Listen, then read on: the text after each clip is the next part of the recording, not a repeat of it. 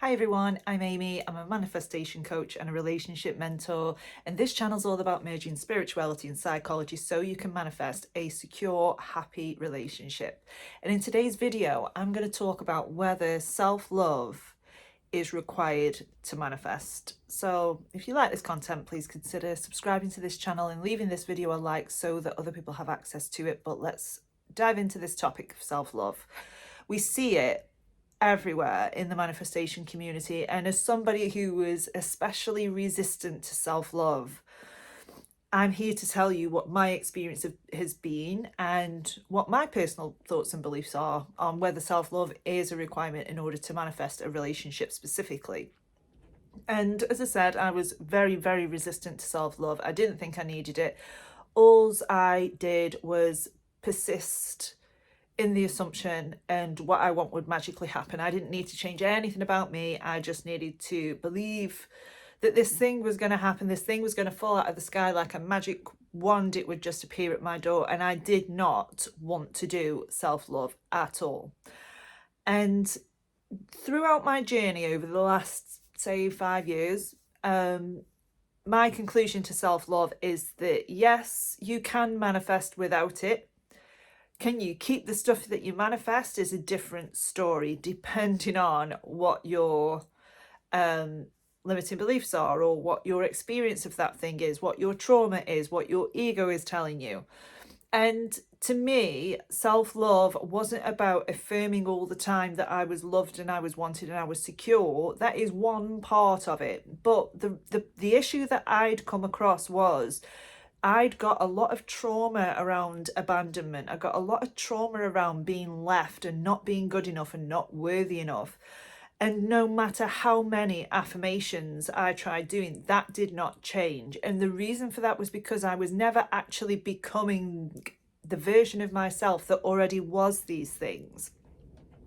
So a lot of my clients and a lot of people who contact me are sort of like, Amy, I just don't love myself. I just don't love myself. I don't know how to love myself. And I always respond with the fact that you want to be happy, the fact that you want all of these things, all these desires that you want for a better life shows me that on some level you do love yourself, because otherwise you wouldn't even bother wanting better. You wouldn't even bother to want to love yourself. You wouldn't even bother to try and be happy. So on some level, you do already love yourself. But what I'm going to show you is a few ways in which you can do this easier without robotically repeating affirmation after affirmation after affirmation. And a large part of this for me came from inner child and shadow work, because there were so many parts of me that I was ashamed of, so many parts of me that I didn't even want to acknowledge. I'd done some things that I was so unhappy about. I couldn't believe that I'd even done them. And, I'd seen how these parts of me had made me feel so much worse. And I didn't want to know those parts. I wanted to forget about them. I wanted to bury them and get away from them. And a lot of my clients, when they're doing this sort of work, are telling me the same thing, that, oh, there's this part of me, I can't possibly accept it. I just don't like it. I don't want to be around it. I don't want to think about it. But all we're really doing then is saying, okay, that part of me is not acceptable. And that goes against what we're trying to do, because what we want to do is at least accept those parts of ourselves without even loving them yet. We can work on that later, but what we want to work on is accepting those parts of ourselves, because ultimately, no matter how bad it is, it's still made you who you are today. And some of the things that I'd sort of done in the past, I had to think like that. It has brought me to where I am today. It is a part of me. Even though I don't like it yet, that's okay. I can accept this part of me as being there. I don't need to push it away anymore. So the first practice I want you to try is actually sitting with yourself without any distractions, without any coping strategies, and sitting with these parts of yourself and accepting them for what they are. Accepting even that you don't like them. Accepting that, I wish that part wasn't there. but it is there. So I'm going to do my best to try and accept this part of me now. What is so bad about this part of me that I can't possibly accept?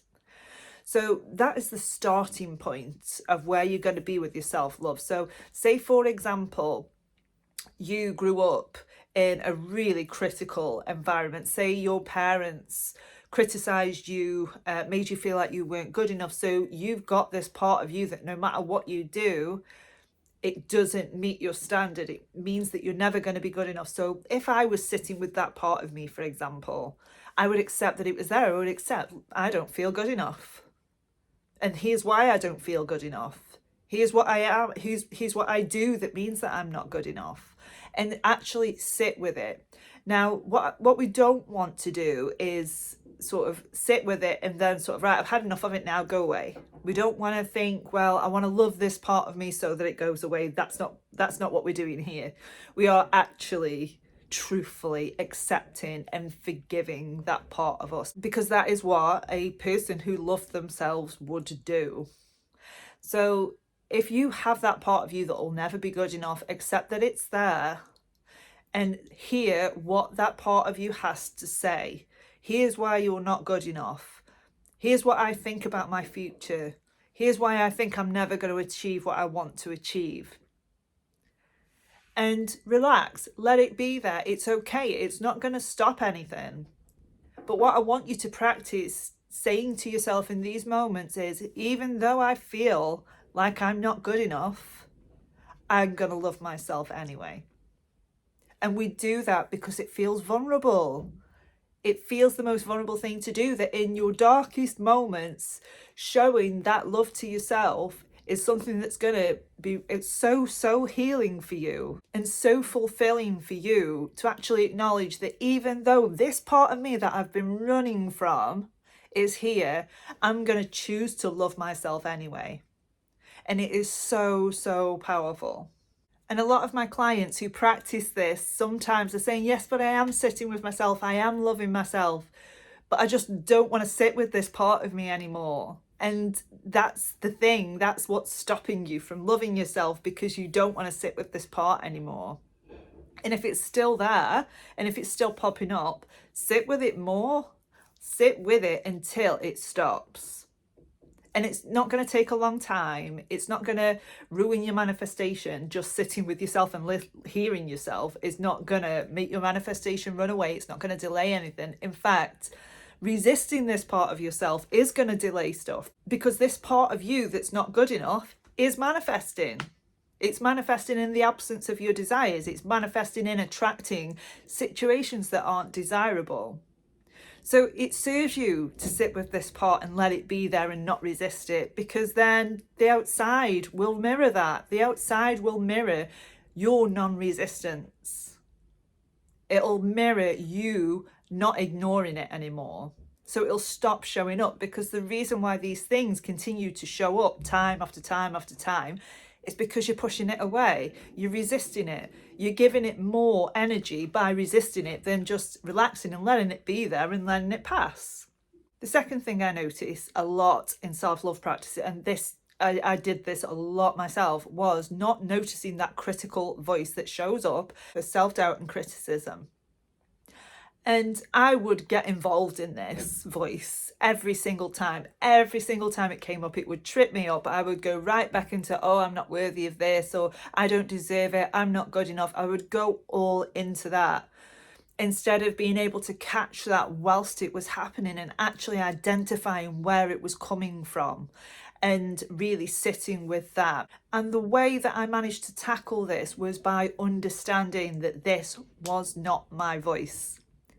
This came from childhood. As I said, I grew up in a very critical household, and when my parents weren't there doing it, I would do it to myself, because it was just a subconscious comfort zone. I was used to hearing that. So I had to really try and catch that when it came up, catch that feeling of unworthiness, and talk to myself as a person that loved themselves, talk to myself and affirm for myself, provide myself with the validation that I was craving, tell myself that I was good enough, And really healing that part of yourself is going to make such a difference, because how you talk to yourself matters. How you talk to yourself should be how you speak to your best friend. If your best friend was telling you that they weren't good enough, that they weren't worthy, what would you say to them? And the third thing I want you to learn how to do, if you think of somebody who you really, really love, like could be a child, parent, friend, for example, think of somebody who you really, really love and feel it. Feel that love and acknowledge that that love is coming from you. It's not that they're providing you with a certain feeling. You are giving yourself that feeling. When you feel that love for somebody else, you are providing that feeling. And then I want you to switch it around and say to yourself, and I love myself that much. It's just a simple thing. Think of the person, think of a partner, whoever it is, your dog, your cat, whoever, and switch it round to, I love myself that much. And it's not going to take long for you to really start shifting into that mindset, into that state of love, when you can learn how to sit with yourself no matter what, learn how to be there for yourself no matter what. You will start to notice a difference. And you will also find that your manifestations come a lot easier. You will find it a lot easier to navigate relationships and friendships. You will find it so much easier because you start to realize that the love that you're craving is only ever going to come from you. So you're going to stop trying to grasp it and trying to grab it from somebody else. You're not going to give it out just to take it back. You're not going to have any of those things. So yes, self-love for me is a requirement. It's not a requirement to manifest something, but if you want to keep it, self-love is something that's going to really, really help you in the long run. So I hope you found this video useful. If you did, leave this video a like. Check out my self-study course in the description box below, and I will see you in the next video.